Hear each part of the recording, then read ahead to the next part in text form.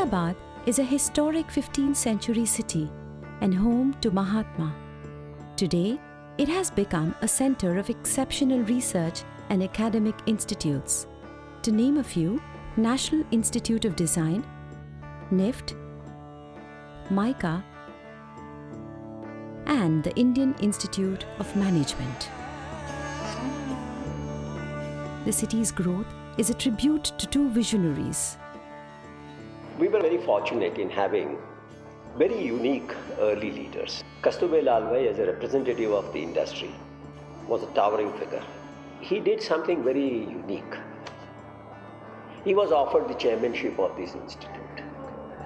And he said, "No, I will not accept this." Even I was surprised as to why he said no. So I checked with Kshanik Bhai, his son. And he told me, and it is worth noting, he said Kasturba felt that this is a national institute. He is a national industrial leader, but he hails from Ahmedabad. And if he becomes the chairman here, somehow the image will be that this is a regional institution and not a national institution. And therefore he said no. That's why I will not accept the chairmanship. Now, just think about this. The institute's interest comes first, topmost. His own personal stature, standing, recognition, all this is second. This is the approach of a man. And this has gone deep into the psyche as well as the value system of the institute. Two families have played a very important part in the development of the city of Ahmedabad, the Lalbhai family and the Sarabhai family. My father was a visionary and believed in the value of education. When Dr. Vikram Sarabhai returned from Cambridge, he was filled with ideas and a burning desire to make Ahmedabad an education center. My father believed in his ideas and extended to him his full support. The result led to the birth of unique institutions like Atira, PRL, and of course, Indian Institute of Management to this city. Of all the institutions hosted in Ahmedabad, perhaps the best known is the Indian Institute of Management, the establishment and growth of which is linked to one man, Dr. Vikram Sarabhai.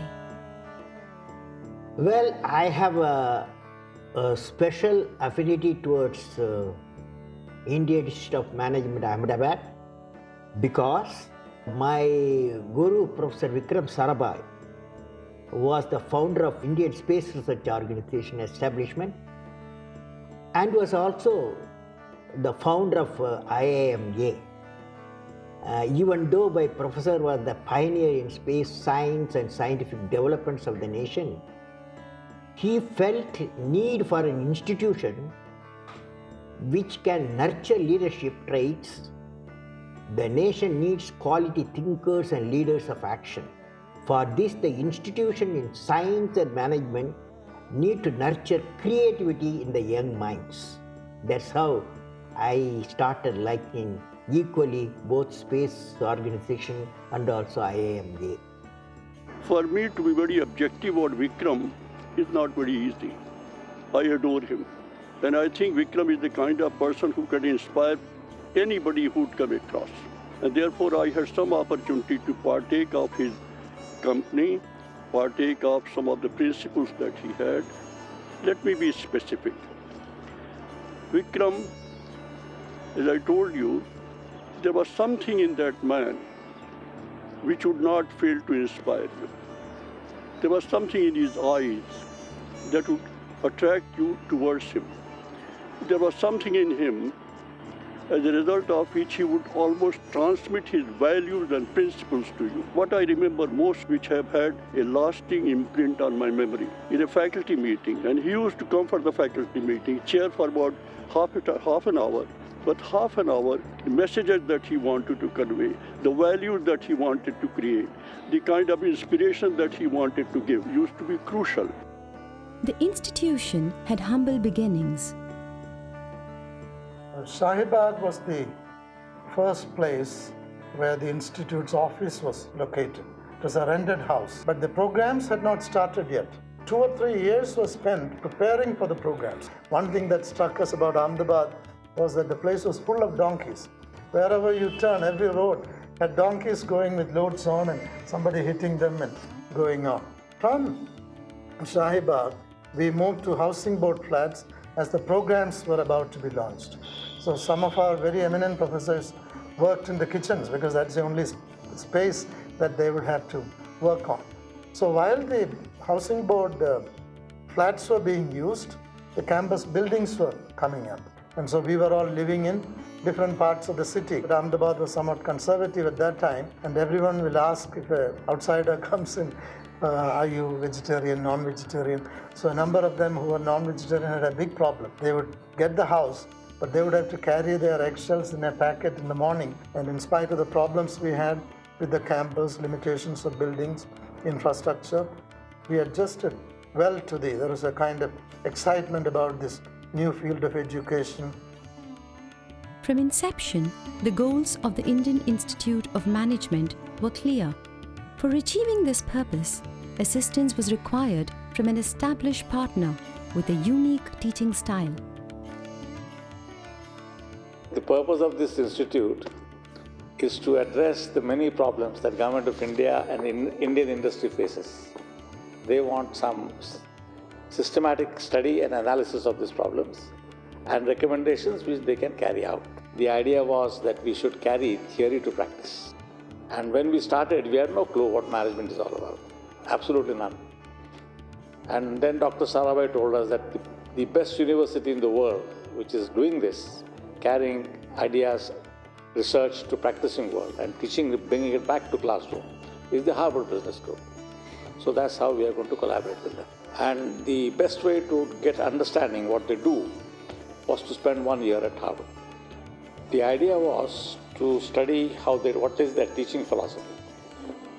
What do they teach? How do they teach? And what are their administrative systems? How do they write cases? What is the case budget like? So 5 of us went there to study what happens in the Harvard Business School. And it was really interesting to see. It was quite a change. Professor would come in and say, now what should Johnson do? And begin the class. And there were so many hands that will go up. And the class size was very large, 90 students in a class. So everybody dying to speak. And so one could hardly get 2 to 3 minutes to speak. So the advantage was not only it sharpened your analytical skills, how to diagnose the problem, what is the problem all about, and deciding what the options are, what should you recommend. So that was one part. And the other part is that when you came to discussions, it is how you put across your ideas to people who may or may not agree with you. How do you listen? How do you argue your case? And all to be done in 3 to 4 minutes, no more than that. That's all time you'll get. Now there is usually a misconception that if you teach through cases, you will not give conceptual knowledge, which is far from truth. So this is how Vikram Sarabhai introduced case method. And that's how it came to India. I am so much of a convert now to case method that I am teaching through cases in municipal schools now. The case methodology proved to be an ideal method of bridging theory and practice. IMA should provide a conduit, connecting link between the academia and the practicing world. Because there is a gap between the two because of Indian industry's lack of knowledge of MBAs, and Harvard faculty, who was dominant faculty, had lack of knowledge of Indian industry. Therefore, the founding fathers decided that half the faculty should come from academia with PhDs, not necessarily from Harvard. Good PhDs from all over the world, even though collaborated with Harvard Business School. And half the faculty should come from industry. I came from the land. The fresh PhDs were not allowed to step into the classroom for a year. They were asked to go and work in industry for a year to get a feel for what real world wants. By the time we came back, there is no chasm between the two. Overall, academic ideology we got from Harvard Business School because they were the pioneers in the case method, the practice orientation. We were not allowed to teach for one of the 3 terms in a year. 2 terms we can teach, 1 term we are supposed to go to industry and write real life cases. This was the focus. Teaching was the focus. Therefore, you can see over a period of time, there are more and more faculty who are much more thoroughbred in research and research methodology. The founding principles established by Vikram Sarabhai were developed by the Institute's first full-time director, Ravi Mathai. If I were to pick just one person who has been responsible for putting IIMA where it is today, it is Ravi Mathai. I don't know if many institutions in the country have had the fortune of having somebody like Ravi Mathai as the director. And of course, he was ably supported by Dr. Vikram Sarabhai, another extraordinary individual, a visionary. And Ravi's ideas were unique in the sense that he brought very good faculty from academia. There were people like Satya, Rangarajan, who were very, very successful in their academic endeavor. There were people like Bhattacharya, Balakrishnan, and many others who were very, very successful in the industry. People who could clearly relate the formal theory to what was happening in the institution. He also gave opportunity to people like Professor J.G. Krishnaiah, who was clearly a visionary and an avant-garde thinker. Ravi Mathai encouraged out-of-the-box thinkers. At the same time, he encouraged faculty to bring out the best in their dimension of excellence. He understood the importance of close interaction with the industry, because he realized that unless the industry accepts the alumni of IIM Ahmedabad would not reach the kind of glory that it has. I would say that the primary responsibility for the extraordinary leadership that has come out of IIM Ahmedabad, for the extraordinary sense of excellence that has come out of IIM Ahmedabad, is primarily due to Ravi Mathai. He laid the foundation for all of this, and of course others have carried on with it.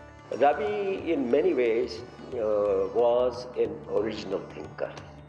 He never adopted models from anywhere and just transplanted here. So when this institute started, his first and major emphasis was on faculty autonomy. All the decisions which had to be taken by the faculty as far as academic matters are concerned. This is one very major contribution he made, which was a path-breaking thing. Ravi decided to step down in 1972 after 7 years. No one had even thought of this, that he needs to step down. No one had even suggested this, but he said, and he insisted. He first initiated in the board, and then he insisted to the chairman that he really means and he wants to step down. Finally, the board reluctantly said, yes, okay, we'll look for someone else. And then Ravi, in the felicitation function when he stepped down, he shared with us as to why he decided to step down. And he gave 3 reasons. Again, very worth noting. 1, that in India, people use institutions as a stepping stone. And he wanted this to be different. And he wanted, therefore, to step down within the institute. This is one. Second, in India, the general feeling of any organization or an institution of this kind is that the director is the head of the institution, and therefore he has an authority relationship with all the others. So he said, no, my view is the director is first among equals. Therefore, I will step down within the institute, revert back to the position of a faculty member. and someone else will take the position of a director. This is unique. And the third reason he gave was that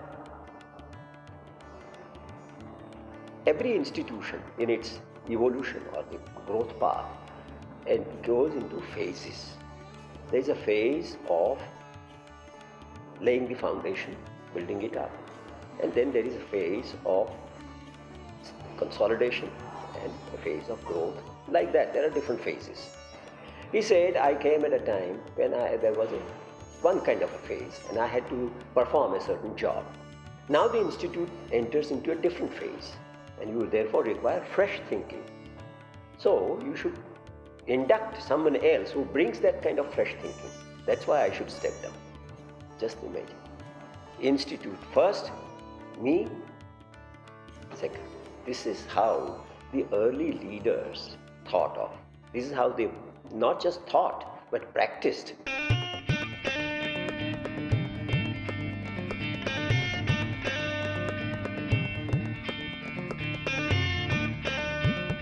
This is the story of an institute that has become an institution in management education. Over the last 5 decades, Indian Institute of Management Ahmedabad has demonstrated its total commitment to excellence in every aspect of its function.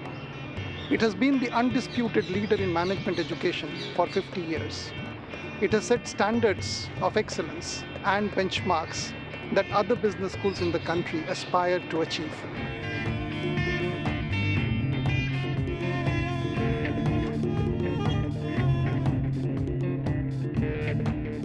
The major challenges during my period was building up a faculty that could expand these activities, which started very small, with one section of students, 60 people, right? That's all. We were interested in impacting Indian universities and our colleges to get this model of education more widespread throughout the country. So during my period, the faculty expanded to almost 80 persons. A second thing that I found, although placement had begun, many industries, enterprises would ask us, what are these boys good for? What value will they add to our enterprises? In other words, although the Harvard brand was there, still many of our enterprises and their managers were not quite convinced about the utility or the value that these people would bring. So there was a lot of promotional effort that went into the placement activities at that time. A third challenge that I was engaged in during my period was working with government institutions. As part of that effort, we created or set up what is called the Public Systems Group.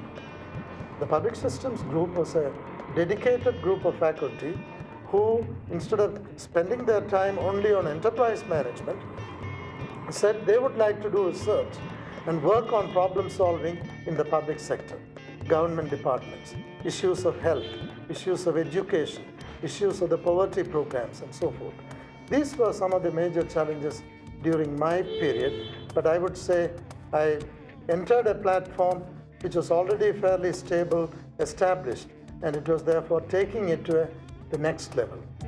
The 80s witnessed the formation of 3 new groups: Industrial Policy Management, International Management, and Entrepreneurship. IIMA alumni had begun making a significant impact to their organizations, and the institute had become recognized as a center of management excellence around the country. The rapid development of IIMA owes much to a succession of committed directors who continued the founders' tradition of placing the institute's growth above all else.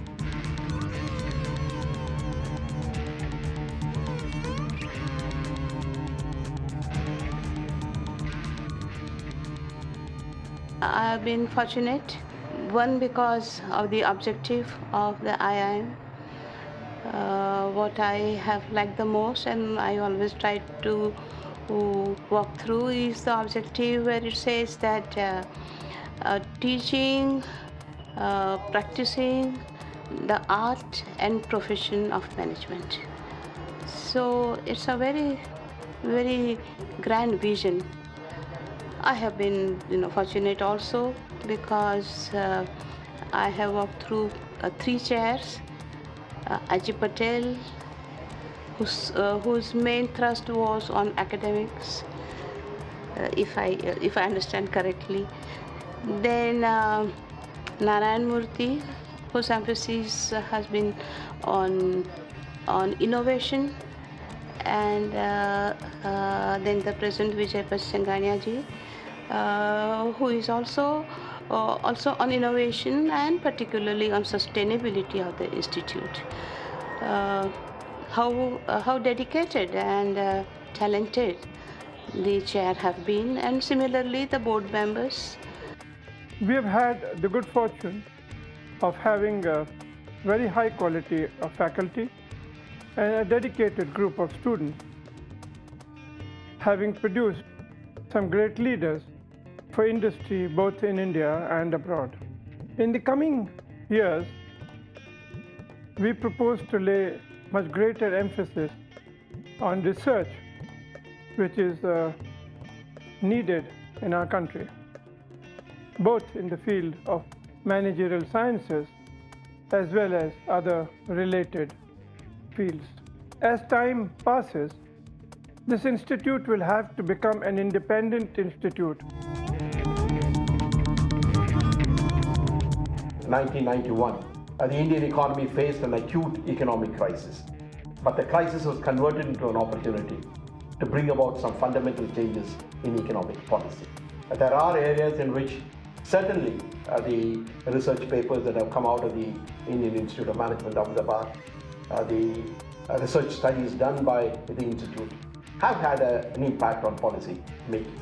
I think the IIMA can make a significant contribution because the management experts in the Institute have done well in improving the management practices in the business world.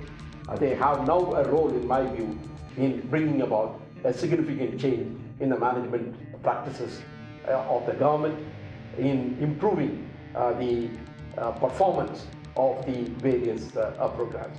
There is one major area where IIMA has to walk quite a distance when you think of competition between IIMA and institutions like Harvard, Stanford, Wharton, INSEAD, or London Business School. And that is internationalization. Internationalization of students, internationalization of faculty, internationalization of research topics, and internationalization of course content.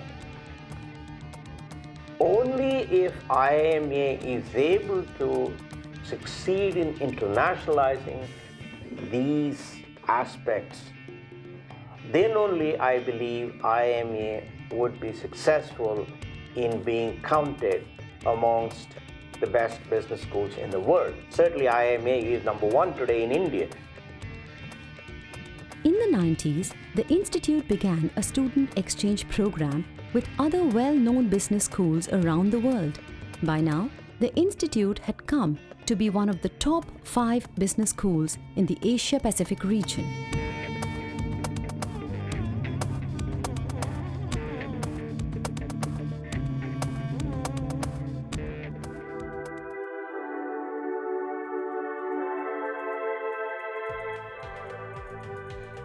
The Institute has close to 100 faculty members drawn from the finest colleges in the world, including itself.